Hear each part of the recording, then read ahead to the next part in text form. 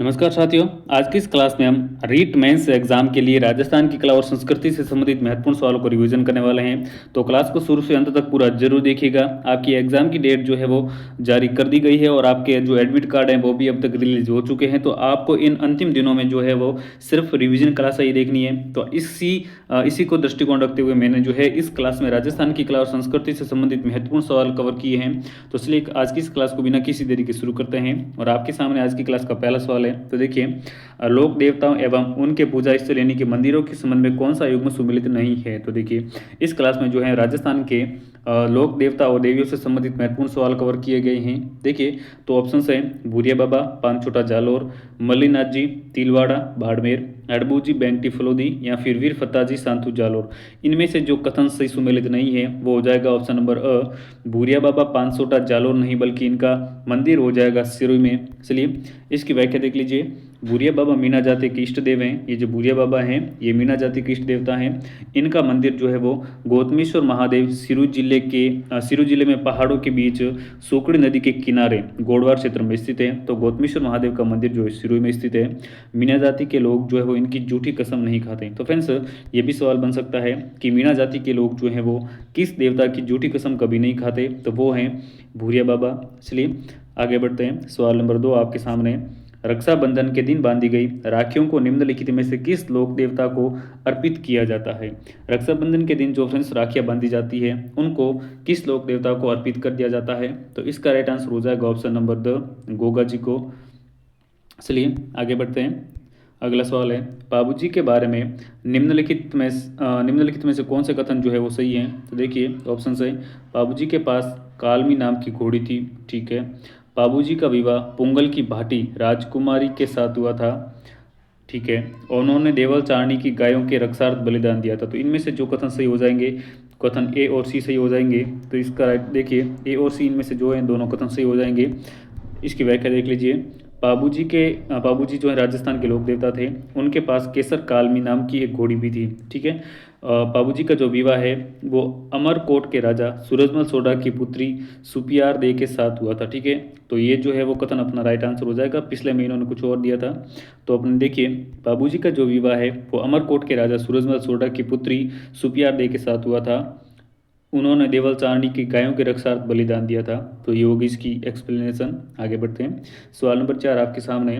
लोक देवताओं के निम्नांकित युग्मों में से कौन सा सुमिलित नहीं है। एक तरफ लोक देवता है और दूसरी तरफ उनके वंश है। तो अड़बू जी, पवार, बाबू जी, राठौड़, गोगा जी, चौहान, रामदेव जी, तंवर। तो देखिए इनमें से जो कौन सा है वो सही नहीं है। तो अड़बू जी जो है फ्रेंड्स ये सांकला गोत्र के राजपूत थे। तो ऑप्शन अ इसका हमारा राइट आंसर हो जाएगा। ये सुमिलित नहीं है।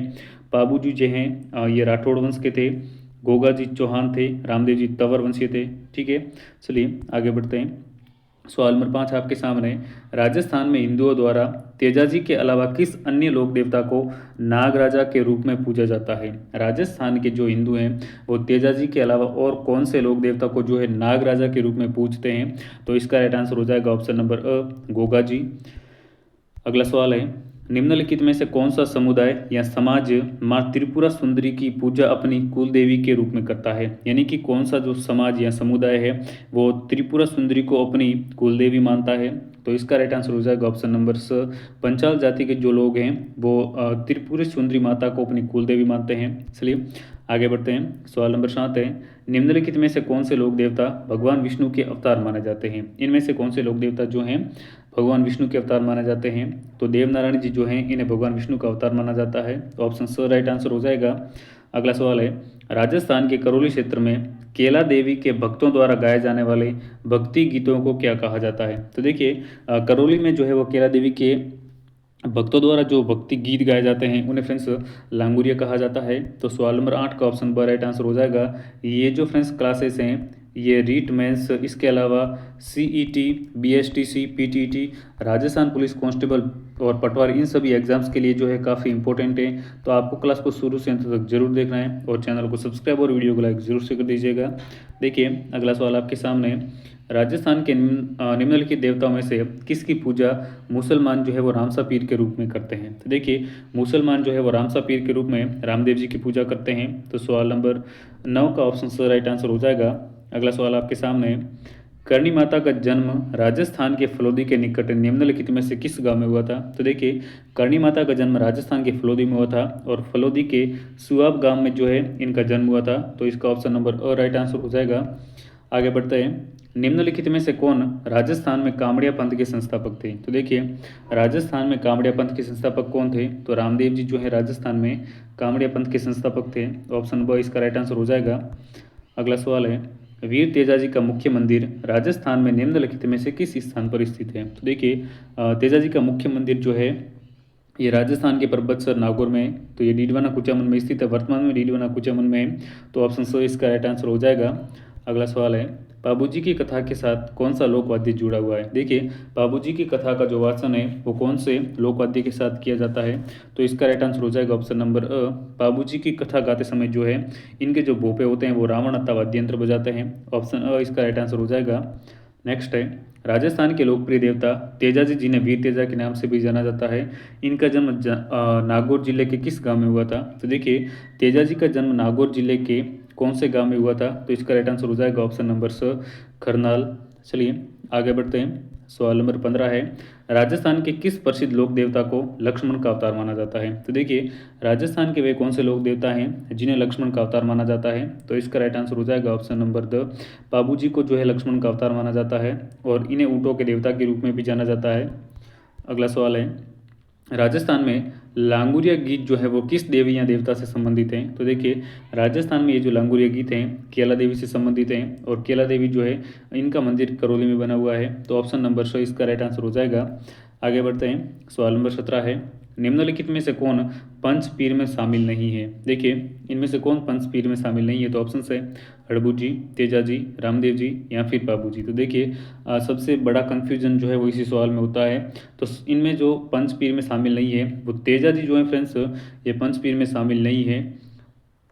तो ऑप्शन ब इसका राइट आंसर हो जाएगा।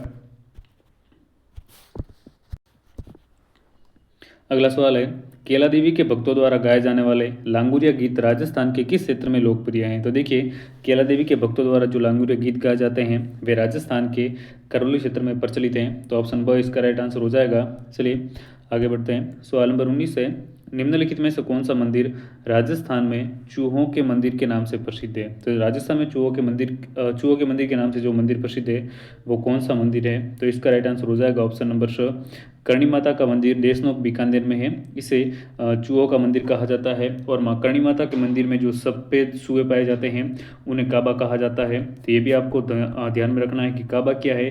तो करणी माता के मंदिर में जो सफ़ेद चूहे होते हैं ना, इन्हें काबा कहा जाता है। अगला सवाल आपके सामने, पूरे राजस्थान में किसकी याद में जो है गोगा नवमी मनाई जाती है? तो देखिए, गोगा नवमी जो है वो गोगा जी की याद में मनाई जाती है। तो ऑप्शन स इसका राइट आंसर हो जाएगा। आगे बढ़ते हैं। राजस्थान के किस प्रसिद्ध मंदिर में हजारों की संख्या में चूहे पाए जाते हैं? तो देखिए, राजस्थान में हजारों की संख्या में जो चूहे पाए जाते हैं फ्रेंड्स, वो करणी माता मंदिर देशनोक में पाए जाते हैं। तो ऑप्शन अ इसका राइट आंसर हो जाएगा। आगे बढ़ते हैं। सवाल नंबर 22 है, केला देवी को जिनका अवतार माना गया है वो है केला देवी, यानी कि इसका ये सवाल है कि केला देवी को जो है वो किसका अवतार माना जाता है? तो फ्रेंड्स, केला देवी को जो है महालक्ष्मी का अवतार माना जाता है। ऑप्शन द इसका राइट आंसर हो जाएगा। अगला सवाल है, राजस्थान के लोक देवता का नाम जिसे ऊँटों का देवता भी कहा जाता है और उन्हें जो है लक्ष्मण का अवतार भी माना जाता है। तो इसका राइट आंसर हो जाएगा ऑप्शन नंबर द। बाबूजी को ऊँटों के देवता और लक्ष्मण का अवतार माना जाता है। चलिए आगे बढ़ते हैं। सवाल नंबर 24 है, उस हिंदू संत का नाम बताइए जिसे मुस्लिम भी रामसा पीर के रूप में पूजते हैं। वह कौन है जिसे मुस्लिम भी जो है वो रामसा पीर के रूप में पूजते हैं? तो वो है फ्रेंड्स रामदेव जी। ऑप्शन इसका राइट आंसर हो जाएगा। अगला सवाल है, अष्टभुजी देवी जीन माता किस देवी का अवतार मानी जाती है? तो देखिए, अष्टभुजी देवी है यानी कि 8 हाथों वाली देवी जीन माता को जो है वो किस देवी का अवतार माना जाता है? तो इसका राइट आंसर हो जाएगा ऑप्शन नंबर ब, दुर्गा माता का। अगला सवाल है, निम्न में से किसे लोक देवता भूमि रक्षक के रूप में पूजते हैं? यानी कि भूमि रक्षक के रूप में कौन से देवता को पूजा जाता है? तो वो हो जाएगा ऑप्शन नंबर ए, भूमिया जी को जो है फ्रेंड्स भूमि रक्षक के रूप में पूजा जाता है। अगला सवाल आपके सामने, सीकर के रेवासा गांव की तलहटी में कौन सा मंदिर बना हुआ है? तो देखिए, इनमें से जो है वो कौन सा मंदिर सीकर के रेवासा गांव की तलहटी में बना हुआ है? तो इसका राइट आंसर हो जाएगा ऑप्शन नंबर ब, जीन माता का मंदिर जो है सीकर जिले में रेवासा गांव की तलहटी में बना हुआ है। अगला सवाल है, निम्नलिखित में से किस लोक देवता को मुसलमान रामसा पीर के रूप में पूजते हैं? ये तो काफ़ी बार रिपीट हो गया, ऑप्शन स राइट आंसर हो जाएगा। नेक्स्ट है, उस राजा का क्या नाम था जिसे हड़बू जी ने आशीर्वाद देते हुए अपना खंजर भी उपहार में दिया? ये काफ़ी अच्छा सवाल है कि जो है हड़बू जी ने कौन से राजा को या कौन से शासक को आशीर्वाद के साथ साथ में जो है उन्होंने अपना खंजर भी उपहार में दिया था? तो इसका राइट आंसर हो जाएगा ऑप्शन नंबर तो राव जोधा।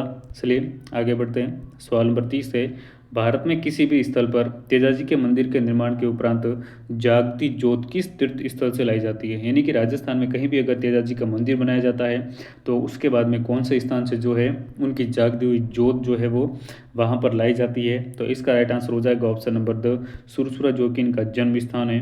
तो फ्रेंड्स, आज की इस क्लास में हमने राजस्थान के देवी देवताओं से संबंधित 30 महत्वपूर्ण सवाल कवर किए हैं। ये आपके आने वाले एग्जाम्स जैसे रीट मेंस, इसके अलावा ये सीईटी, राजस्थान बीएसटीसी, पीटीटी, इन सभी एग्जाम्स के लिए बहुत ही महत्वपूर्ण है।